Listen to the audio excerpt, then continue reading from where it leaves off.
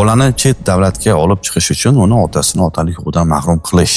Ana shu masalani bugun ko'rib chiqamiz siz bilan. To'g'risini aytish kerak, ayrim yurtdoshlarimiz farzandini chet davlatga olib chiqib ketish yo'llarini qidirishadi. Hattoki bolani otasi yoki uni onasini otalik va onalik huquqidan mahrum qilishmoqchi bo'ladilar. Buning sabablari Oila kodeksida ko'rsatib o'tilgan bo'lsa-da, amalda juda ham murakkab jarayon. Misol uchun, aliment to'lamaslikning o'zi otalik huquqidan mahrum qilish uchun yetarli asos bo'lmasligi mumkin. Chunki aliment to'lovchi iqtisodiy tang ahvolda bo'lishi ham mumkin. Buning uchun boshqa biror bir jiddiy sabab kerak.